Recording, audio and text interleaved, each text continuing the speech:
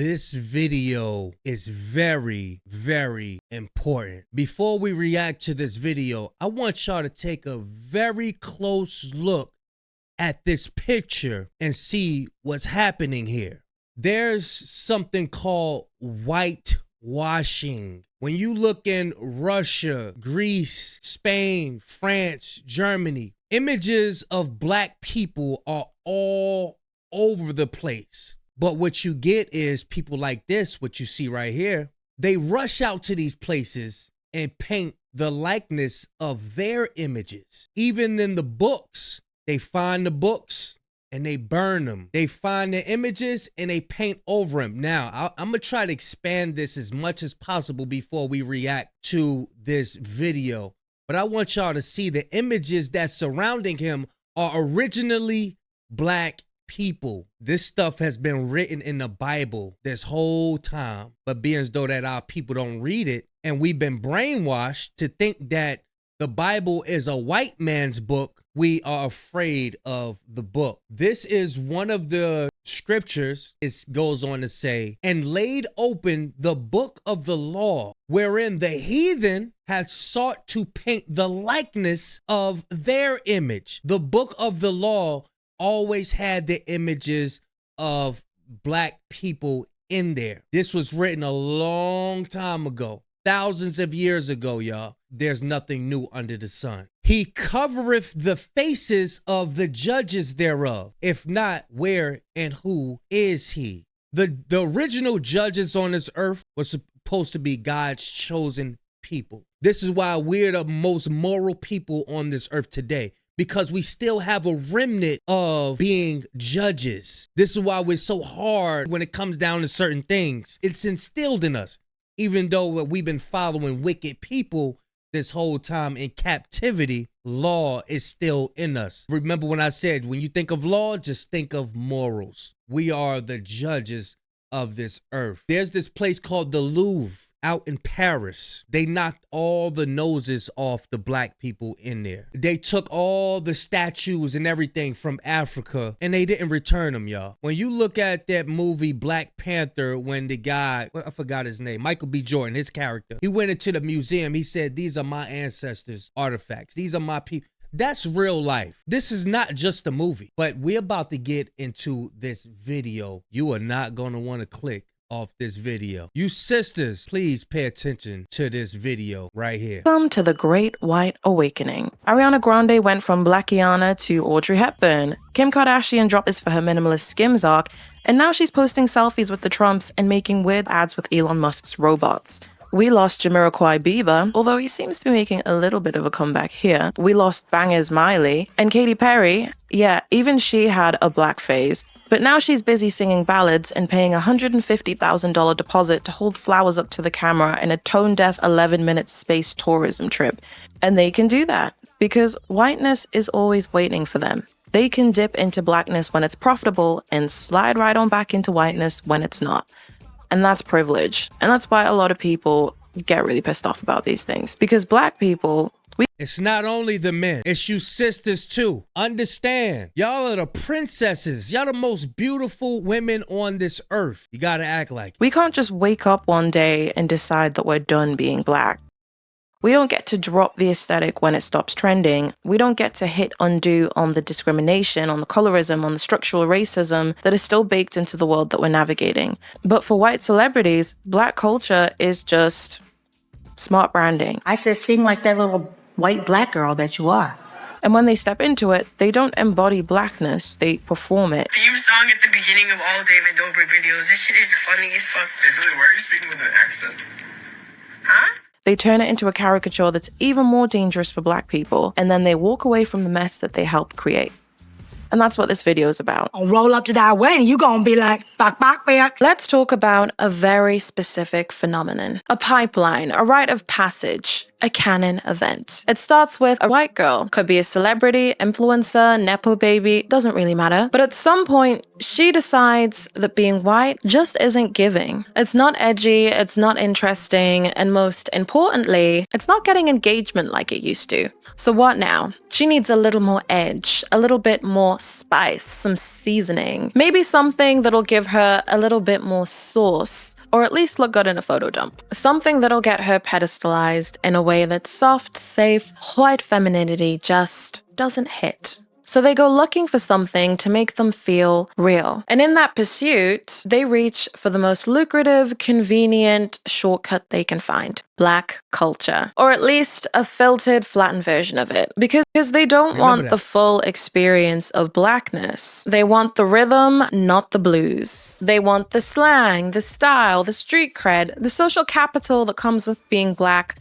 without the systemic oppression, the history, or the constant threat of danger. And yes, there's a line between cultural appreciation and appropriation. They're definitely not giving anything back to the community. Instead, they're using it like a starter kit for building a personal brand, an identity playground they can enter when they're out of ideas and exit when they're done cashing the check. So today we're looking at two very different white girls who both took the same path. Alabama Barker, the rich white girl cosplaying hood princess, too naive to realize that she's tangled herself in a world her 19 years of sheltered Calabasas life didn't quite prepare her for. She's surrounded by people who look like they were hired off Craigslist to be her friend. There are break-ins at her celebrity dad's mansion. Rumors of her sleeping with a man who once slammed Danielle Bregoli's hand in a door and punched her in the face. The other is Danielle Bregoli, aka Bad Bhabie. Is it Barbie or Baby? Bad Baby. Is it Bad Baby or Bad Barbie?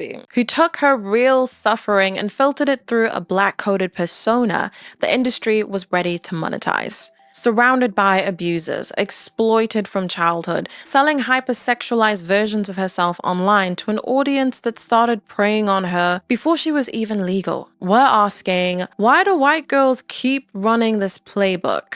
Why do they treat Blackness like a shortcut to self-discovery, a branding exercise, a temporary rebellion, while the Black communities they exploit are left to clean up the mess?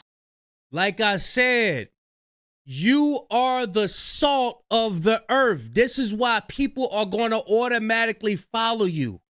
We are the trendsetters of this earth, but we must do it in righteousness. We do not have to be evil and negative. We don't need to follow other nations of people. We can do our own thing. We can love on each other, and people are going to automatically follow us. Do y'all remember in the 50s, the Black Panther movement and all of that? People want to be down with that movement. White people start growing afros. They start kinking up their hair and curling up their hair to make it seem like they had afros too. But we was fighting for a greater cause, and they see whatever we do, people going to follow it. Chinese, whoever, whatever we start out in, whatever we start, people are going to follow it. It's the thing. We are the flavor, y'all. But we must do it in a positive manner. We cannot be hating each other. We cannot be unaliving each other. We can't be arguing, fussing, fighting left and right, because that's causing division between us. So let's get into it. How it started, where we're at, and why this pipeline doesn't just end in brand burnout or public backlash. It ends in reinforced stereotypes, weaponized aesthetics, and real harm for the Black people they play dress up in. If there's a blueprint for the white girl canon event of Black culture exploitation, Kylie Jenner wrote it. Before King Kylie, she was just the quiet younger sister on Keeping Up with the Kardashians. No one really paid that much attention to her. She was just one half of Kendall and Kylie, the mischievous Calabasas teenager. Yo, you guys, I look hideous. Why didn't you tell me? She was just a cute little sister. Her whole vibe was awkward teenager with a Tumblr face. But everything changed around 2014 to 2015, when Kylie made the most profitable decision of her career. She got her lips done. And through this seemingly small body modification, everybody kind of went mad, and I'd say she's the reason that 5 out of 10 white girls today get lip fillers like they're getting eyelash extensions. People Why do they want their lips bigger? He sought to paint the likeness of the image. He sought to paint the likeness of his image. These are the original images, y'all. These are the original images. These are the original images, y'all. These are the books that's being sold for $20,000, $50,000. These are the original images. Black people in them. And what they do, they seek the paint, they whitewash them. They make them lighter and lighter. When you go to certain places out there in Africa where they whitewash a whole lot of stuff, they got certain doorways and stuff that tourists cannot go through. It's blocked off because it's not whitewashed enough. Y'all look at this image right here. Tell me that don't look like Sanford and Son or something. Look at that hairline. Look at this. Look at that. This been going on for ages. Look at these people. These are brown people, y'all. These are brown people. And this is whitewash. This is what they do. They go in there and whitewash it. Check it out. Look at this image. Tell me this don't look like your uncle or something out there. Look at the hairline. Check it out. Look at it. Look at this one. Look at that. Look at this. Look at that. Look at that. Brown, brown, brown. Look, and this is what we get right here. This is what we get in the movies, in our books. You see brothers doing YouTube, like they YouTube documentaries and all of that. They use white images because why? They can't find the black images because they've been whitewashed. You know how much these images cost? Look, out of stock. Out of stock. It says out of stock. Who you think be buying up these black images and hiding them? It's out of stock. Do you know how much these books cost with the black images in there? Thousands of dollars. If you want to hide something from a ninja, you do what? You put it in the book. Look at this image. Tell me you don't know somebody with a head like this. If I grew out my head look just like this. Look at that. In the middle. If I grew out my head look just like that. This is how you know. These are the original images, y'all. Were even sucking on shot glasses, bursting blood vessels in their lips to try and get the big lips look. The worst part about it was she lied about even having it done. It is right to cop up to it. If you avoid a question, you're gonna look like a liar. I'm not ever gonna deny. And encouraging unrealistic beauty standards in a new generation of young women. In an interview done right here in New Zealand, Callie didn't come clean and say that she got lip fillers. She said that she just started overlining her lips with MAC's Soar lip liner. How does she get these beautiful lips? Everyone thinks I use like one certain color. So I use like 6 different colors all the time. Again, something taken from Black. Sis, you ain't got to do that. You was already born with big lips.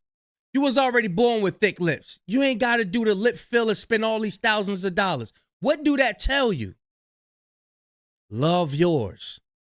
You good. You ain't got to spend no, you already got it.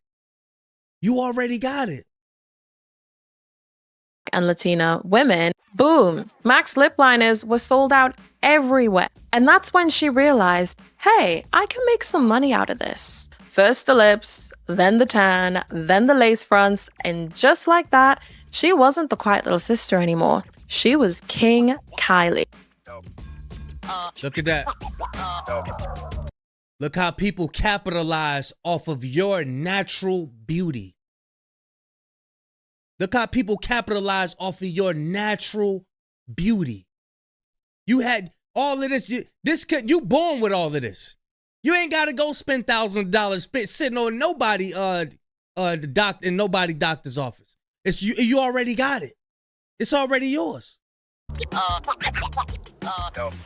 She even got her own Keeping Up with Kardashians spin-off, complete with the perfect accessory, the black girl best friend, Jordan Woods. And as a young black girl watching all of this unfold, it kind of hit a bit differently for me. I've always had fuller limbs, not the biggest, but enough to be teased for them growing up. And then suddenly, Kylie Jenner brought big lips back, and the same features that we were mocked for were now trendy, and not because they were finally being appreciated, but because a rich white girl repackaged them. I didn't feel more beautiful because of this. I just felt kind of erased because obviously they didn't like it on me, they liked it on her. And this was when she started, or should I say Kris Jenner started, working harder than the devil, constructing her blackfishing era. That's a lot of branding for mom to manage. King Kylie was entirely manufactured to capitalize on all the newfound hype around her after she got her lip fillers.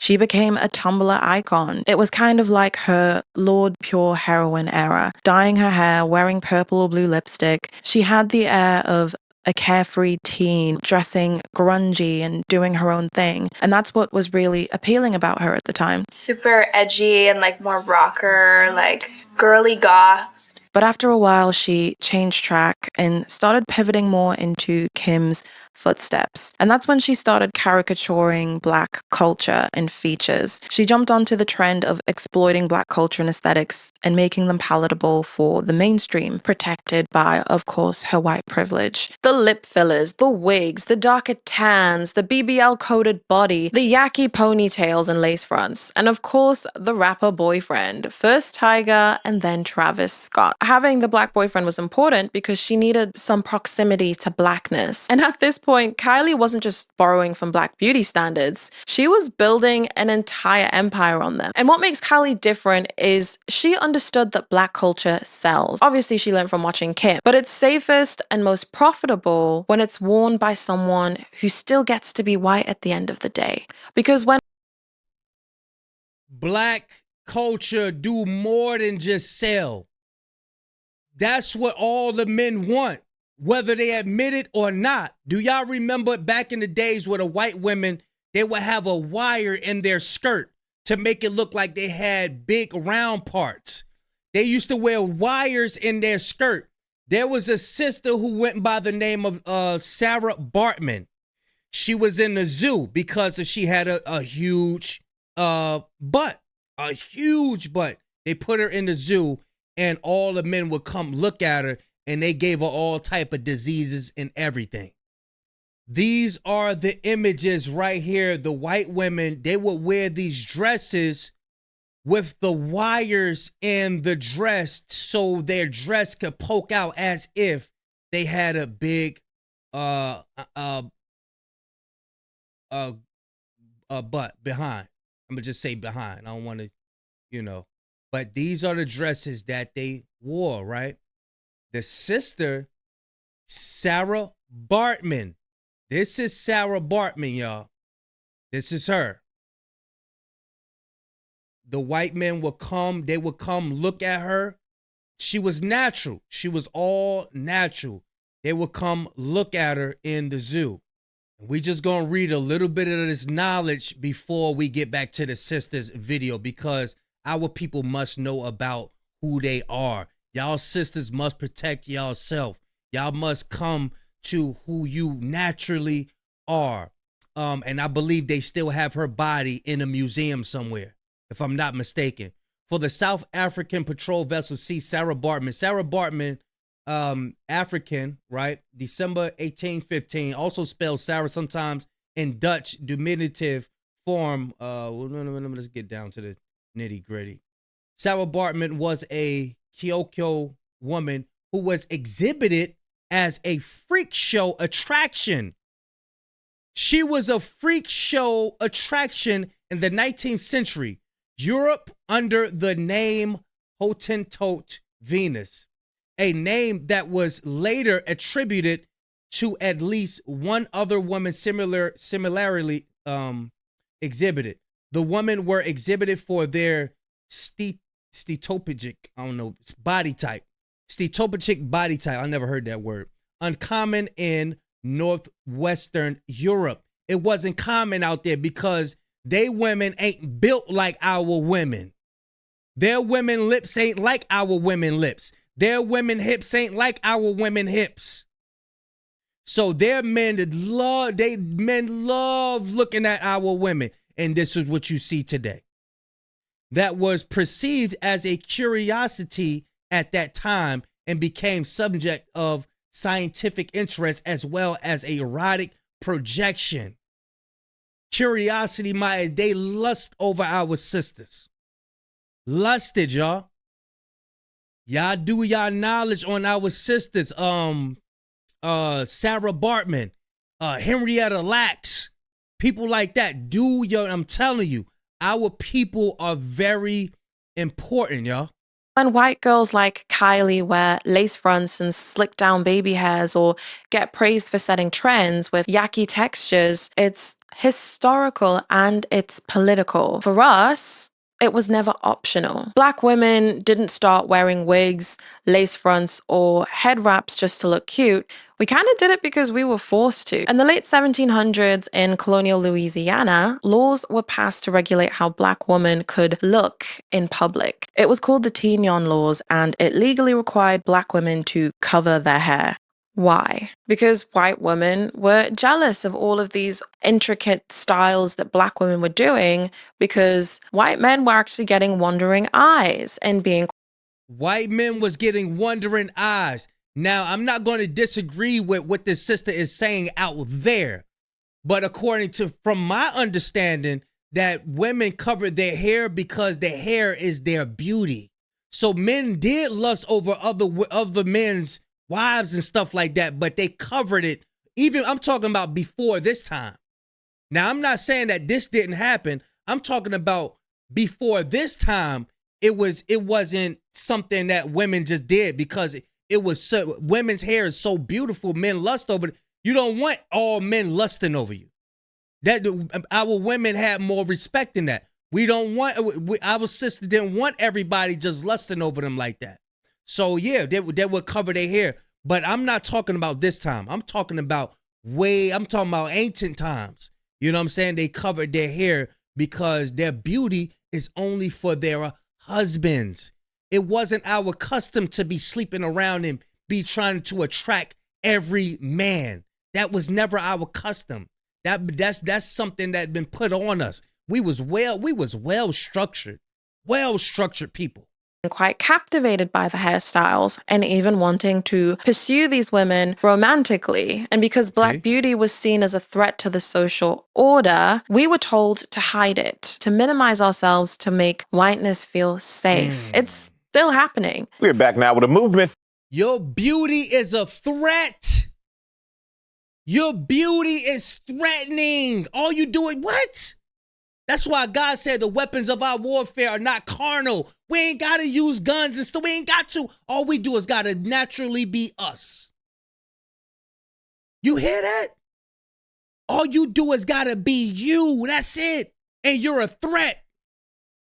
Hell with who come talk to you and all of that. Oh, she won't talk to you. She acting for... Hell, she's threatened by you. That's why. That's why. To fight discrimination based on how people wear their hair. We've seen the stories, Black children being forced to remove their braids, even having their hair cut without parental permission, allegedly due to a school dress code. Centuries later, Black girls are still getting sent home from school for having braids or locks. Black women are still being told that our hair is unprofessional, that it's unkempt, or that it's a bit too much. Even in Africa, there are still schools that force little Black girls to shave their natural hair because it doesn't look neat enough for school. Gotta love colonialism. So that's why laws like the Crown Act had to be written, just to protect our right to exist naturally without punishment in 2025. So with that context, when Kylie Jenner steps into the spotlight... So they want to tell you, no, it's threatening. We don't like when you do it. But we gonna stop you from doing it, and then we gonna copy it. Then we gonna go do it. Then we gonna capitalize off of how you naturally look. But we don't want you to do it. We don't want you to do it because it's threatening. But when we do it, we gonna capitalize off. You just don't be you. That's all we comfortable. Long as you ain't you, we comfortable. Do y'all see what the hell is going on? Sometimes we need an awakening. Sometimes we need these words of encouragement so we can know who we are. Day to day, the earth is given to the hands of the wicked. He's not going to ensure you of who you are. He's not going to give you any confirmation. So this is why a lot of our people, we're down. We don't feel beautiful because the earth is given to the hands of the wicked in his magazines. He's not going to put you in his magazines. He's not going to put you in his movies. He's not going to put you in his data. He's not going to put you on the billboards. He's not going to put your image nowhere. He's just going to put the likeness of their image. Remember the scriptures we just read. The likeness of their image have to be everywhere. This is why subconsciously we don't feel beautiful. We don't feel it. Because everywhere we go, we see them. We don't see us. And it go as far as the school system and the books. Look what they teaching us. Like with laid baby hairs and yucky wigs, she's wearing something that Black women were criminalized for. She gets $1 billion beauty empire. We get detentions, dress code violations, job rejections. Through Black aesthetics, she manufactured edge. She brought herself into relevance and desirability, and the world ate that shit up. She basically popularized the Instagram baddie aesthetic that we know today by copying the Black women that her new Black boyfriends used to date, stealing their style, destiny swapping with them, for lack of a better term, and going on to kind of take their men. They're kind of known for it. The way people try to play it. They be so happy when our sisters put on them blonde weaves and look, they be so happy. They like, yeah, they trying to be like, ha ha, we got them. We got them. Go out there and wear your natural afro. Watch how intimidating you are. Watch you see them old white lady. Oh, your hair is so beautiful. They try to go touching your hair, and that's where you get your damn hands out my head. Get your hand with your pork eating hands out my head. Don't touch my head. Notice when we rock our afros, they be like, oh, it's so beautiful. Oh my, wow, look at it's like a cloud. That's what they do, y'all. Off that Kylie made the whole thing up when it was just literally her copying Black girls and Black women, especially the exes of the guys that she was dating. Blac Chyna low-key had a huge influence and impact on the way Kylie started to transform herself. Because this is the Kylie we knew before. This was before her Tyga. Oh, that was Blac Chyna. Oh, I'm starting to see. I'm a little slow sometimes. Era. Now all of a sudden, King Kylie starts coming into the picture. Blac Chyna went blonde. She went blonde. All of a sudden, Kylie went blonde. Blac Chyna had that haircut before. And then there was Kylie who copied that same haircut with the bang. You guys know what I'm talking. And then this ain't the same Timothy. This ain't the same girl Timothy's with. You know what I'm saying? She turned her blackfishing era into So oh my God. So Kylie was getting all her sauce from Blac Chyna. See how she was feeding off of her? Feeding off of her. We know who do this. I ain't even gonna bring up his name in this video. We know who I'm talking about. $1 billion business, into $1 billion products, lip kits, beauty lines, social media influence. She even got crowned the youngest self-made billionaire off the back of aesthetics that she did not invent. And once she had squeezed every drop of value from that aesthetic, that culture, she ditched it. The article references her very intentional move towards more of a mature, clean girl style, like how it's shown in the photo. And she even says herself that she's stripping down a bit. I don't have this long mane down to my butt. I don't have these lash extensions. I don't have these long claws. Even within the article, they say that while Kylie sees these trends as markers of her youth, a lot of other people see them as cultural appropriation of Black women. That's the ultimate. You see how she just ditched it? She extracted everything. Just sucked it dry. She literally, she sucked it. Literally, she be behind the scenes sucking people dry. But really, and then she just ditch it. That's wild. Power of whiteness, right? That I can like these things, which we may want to denigrate, but I don't have to stay there. I get to come back to the safety of whiteness because she can engage in cosplay without having to be subjected to the double standards that many Black women are subjected to. Because these days, Kylie is leaning into her old money aesthetic rebrand. Subtle makeup, muted neutrals. She's ditched the curves for the heroin chic frame, more associated with whiteness and quiet luxury. Basically, the Sophia Richie soft white woman reset. Chanel two-pieces, pale skin, milkmaid dresses, and of course, a quirky white Oscar-winning actor boyfriend no one saw coming after Tiger and Travis Scott. She went from hot tubs with Megan Thee Stallion and Tory Lanez and that infamous foot incident. Also, just to mention, she said and did nothing to support Megan Thee Stallion, a black woman, when she was facing a whole wave of misogynoir after the Tory Lanez incident. She actually ended up mocking Megan online by posting a picture of her feet to making out at the Oscars. So did she go and make a mockery of Megan? After Megan gave her all that sauce? Darling, with Timothy Chalamet looking like he would rather be anywhere else. Rebranding using the same tactics, but this time for a white, rich audience. Basically looking like a cardboard cutout of Lily Rose Depp. Kylie has returned safely to whiteness, leaving behind the mess while her playbook continues to circulate. Because while Kylie herself may have outgrown the look, the girls who followed her are still stuck in the pipeline that she designed. Kylie proved that it works. She proved that you can extract black culture for clout and cash, and then retreat into the safety of white femininity when you're done using it up. She built the factory. The rest are just still manufacturing her blueprint, while she frolics with her rich white elite friends. Okay, so speaking of people stealing your identity, I'm not even gonna lie to you, I used to be that person that used the same password for literally everything. And I mean everything. So when I found out— Look at Post Malone. Whose style did he take? Everybody say Post Malone, you sound like Future. He sound like Future. Sound just like Future. He came in, they used our culture as a stepping stone. They use everything as a stepping stone. The sound, the look, the whole image as a stepping stone.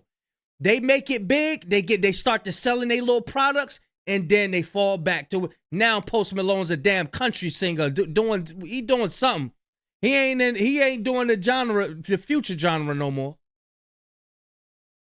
That's it. Let's get it. To build an empire and then safely pivoted it out, Alabama is still deep in her hood princess fantasy, and it's getting messy. So let's start with who she is. Daughter of Blink-182 drummer Travis Barker, born into Calabasas privilege, Kardashian adjacent, raised with every safety net a girl could ask for. But that just wasn't enough for her. She wanted to be a bit more interesting. She wanted to be Bama. She wanted the attention and validation that comes with performing blackness. So almost overnight, Alabama went from Disney Channel pop princess energy to full King Kylie cosplay. Braids, baby hairs, long acrylic, heavy black scent. Black grown-ass men in her 19-year-old circle. Black women reduced to props around her. She switches her accent like an outfit. One day, she is a Calabasas princess. Okay, it's gonna look really dark, but just work with me, okay? The next day, she's Bama.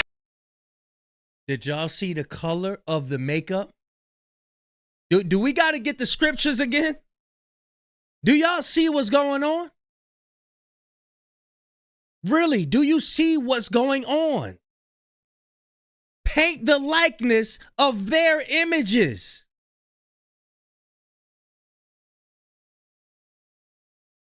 Check it out. Braids, baby hairs, long acrylic, heavy black scent. Black grown-ass men in her 19-year-old circle. Black women reduced to props around her. She switches her accent like an outfit. One day, she is a Calabasas princess. Okay, it's gonna look really dark.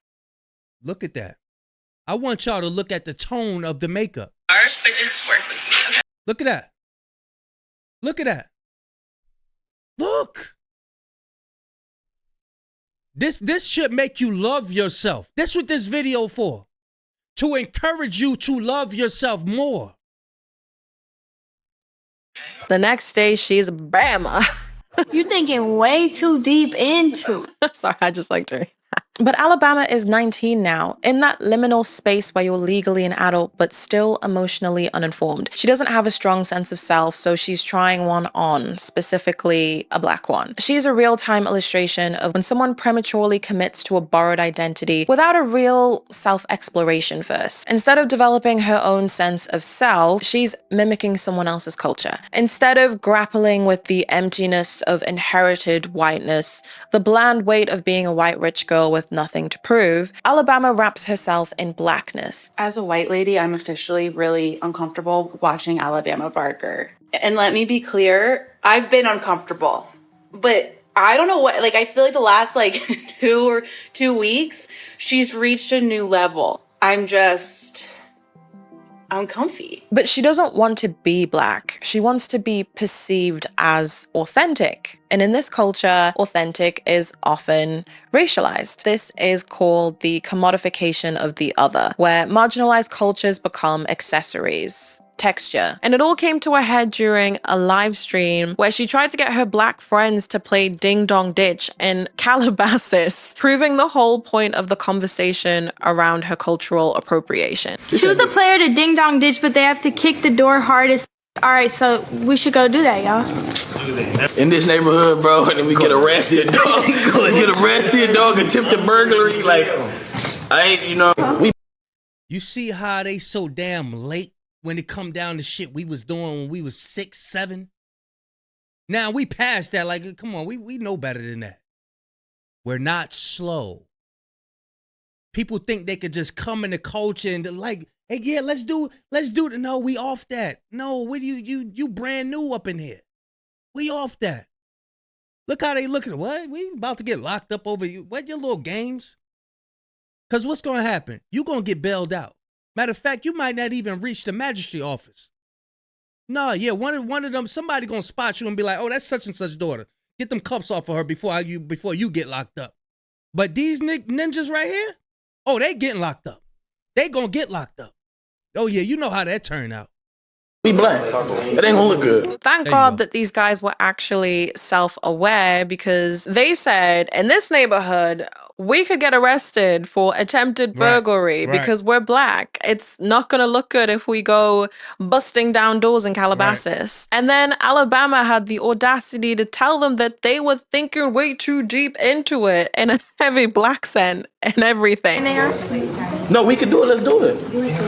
And that's when it was clear to me that this little girl has no idea what she's actually doing. Her friend very aptly responded that these are the problems that black people are going through. It's real out here. And to all of this, she calls them boring, despite what that guy just said. And this has reignited the whole conversation around cultural appropriation. In this day and age, how can you not know that that is a bad idea? Oh, wait. It's because she's a rich girl from Calabasas. Duh. You're thinking way too deep into it.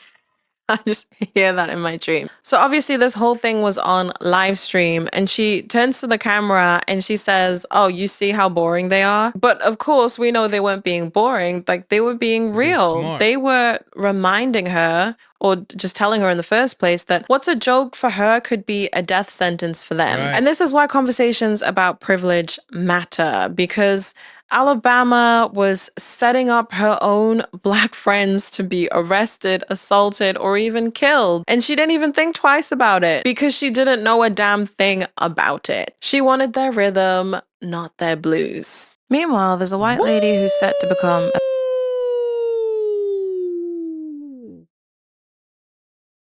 They want our rhythm. They don't want the blues. They just want the good, the what they perceive the good things about the culture. They don't want the bad thing. They don't want the after effect.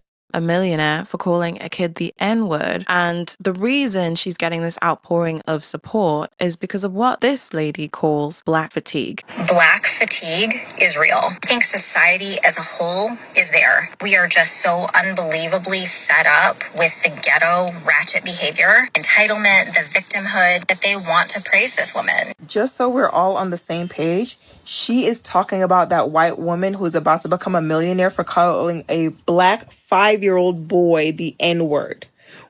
She is talking about a white woman who used a racial slur against a little black boy. And she is saying the reason why people are praising her is because they're sick and tired of black people's ghetto-ness and complaining and being perpetual victims. She's saying, oh my God, so what?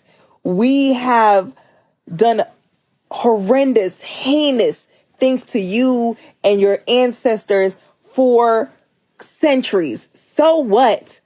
So fucking what? Stop bitching about the lynchings and the racism and slavery and Jim Crow and oh my God, like let it go. Basically, white people sick of black people talking about being oppressed. So as cool as it looks to be black, there's a lot of stuff that black people have to deal with. She's positioning herself as this down girl, and it's classic pick-me behavior. But here, it is layered with race and power. She's cosplaying black femininity, yeah, the hypersexualized, no-nonsense baddie, to gain proximity to masculinity coded as dominant. And that masculinity in this space is black male validation. Also, let's talk about how the men in the room are grown men. And this is what they do. They get their rappers, right? They get their rappers that signed up in these messed up deals and get them sponsorships from people like Gucci and Louis Vuitton and what's some more Giuseppe and all of this nonsense, right? Get them sponsorships, get them all this backing, right? But you got to speak on certain things. You can only speak on certain things, right? So they get these rappers to say stuff like, "Yeah, I got a foreign chick." And they popularize these foreign chicks. Yeah, I got a chick from Paris. And they popularize this, right? But you don't hear rappers say, "Yeah, I got this dark-skinned chick. Chocolate joint. Bad. She the bad. Chocolate." You don't hear that. You don't hear that. All you hear is light skin, yellow this, yellow that, blonde this, blonde that, pink toes this, pink toes that. Yeah, they got the new word, pink toes and all of that. I'm telling you, man, all of this stuff is structured for evil. For evil. This kind of shifts the dynamic from messy to predatory. Alabama, still being a teenager, is being affirmed, entertained, and even mocked behind her back by adult men while she stumbles through the borrowed language and aesthetics of black womanhood. She has no clue how dangerous this dynamic actually is, not just for her, but also for the black people that she's around. But they do. It's a child surrounded by men who benefit from her naivety, and it's happening in her own home. So where is her dad in all of this? Like, Travis Barker, where are you? We are looking for you. Absent, silent, busy playing Kardashian-in-law while his daughter live streams her descent into cultural cosplay and endangering black people. So let's plainly talk about the image here. A white teenage girl surrounded by older black men in her private, controlled space for public consumption. We seen this, we heard this story before. College student at a frat party. What comes out of that? You at a frat party. What comes after that? Yeah, I was just, I had a couple drinks. We already know this story. We know this story. But you guys should have been busting into that room and been like, "Look, girly, we need to adjust what's happening here." White femininity has always symbolized innocence and protection and purity. Black masculinity, meanwhile, has been framed, especially in the American imagination, as threatening, hypersexual, and dangerous, something not to be trusted. Remember what I said? They put it in the movies. We're the bad. They put it in the movies. We're the bad ones. We're the ones you got to watch out for. Meanwhile, you get knocked upside your head by the people that they say is the good people. Very dangerous binary that Alabama is playing into has killed people. It killed Emmett Till. It has justified centuries of surveillance, incarceration, murder. So when Alabama blonde, baby-faced, white posts herself in that context, the optics of it are explosive. She controls this scene. The men around her are just props in her story. And if something in the scenario was going to go wrong, we know how that story ends. Her whiteness, her youth, and femininity in this scenario make her untouchable. And the men around her infinitely vulnerable. So we see it when we go to court. When you go to court for a traffic ticket or something like that, I know here in Virginia it's a big military town or whatever. Military everywhere, right? You get guys that go, they late night at the bar, they making all this noise, they rough. I don't care about shit, they cursing and all of that stuff. They get a traffic ticket, they drunk or whatever, they come into court acting like they a damn angel. They put the little swoop over their forehead. They put that gel, they slick their forehead, they get in front of the judge like, yes, Your Honor, I serve for the military. They put on their little military uniform. Y'all know what they do. Y'all know what they know. You ain't having that damn military outfit before that, whatever, the military, the naval station, however that shit go. They put the creases in it. They put their tie, or if they not a part of the military, they put their tie on. Yes, Your Honor. No, but that night you was out there wilding out. Won't you show Your Honor that? Yeah, won't you show that? Won't you show that side? I'm telling you, man, these people be playing, man. Yeah, there's a lot to unpack. And then next in the pipeline, we have Danielle Bregoli, aka Bad Bhabie. She actually has a pretty tragic story. You throw a rock at me? Go ahead. Go ahead. You got one more time to hit me, Danielle. You got one more. Why are you moving, Dan? And against all odds, she's turned that story. So this is the girl. So they done turned her into a music artist. They done turn her, I remember this. They done turn her into a music artist. Story into a kind of success. But at what cost? Before she was Bad Bhabie, before the Gucci flip-flops and the Billboard hit, she was a traumatized child paraded on daytime television for the world's entertainment. Her own mother dragged her onto Dr. Phil, not to get help, but to humiliate her in front of millions. A mother who, instead of protecting her child, handed her over to a media machine that thrives off the public demonization of young girls in the troubled teens industrial complex. And let's be honest, society ate it up. People loved to mock Danielle. They loved to, talk about the Cash Me Outside girl. Catch me outside.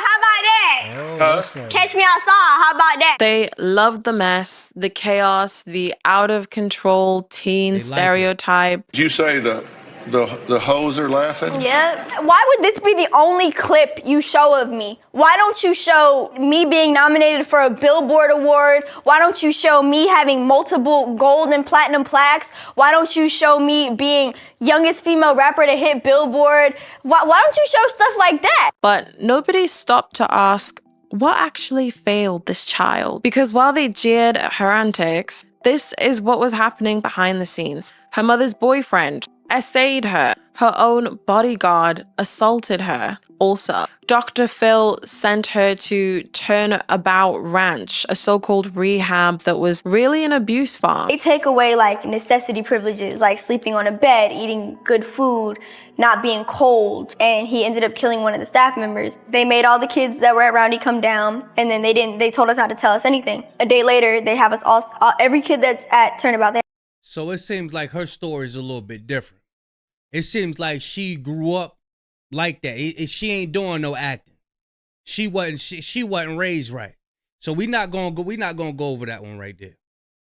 It ain't her fault. It ain't her fault. It looked like Stink had a little rough time. Tink, she went through. It looked like she done went through.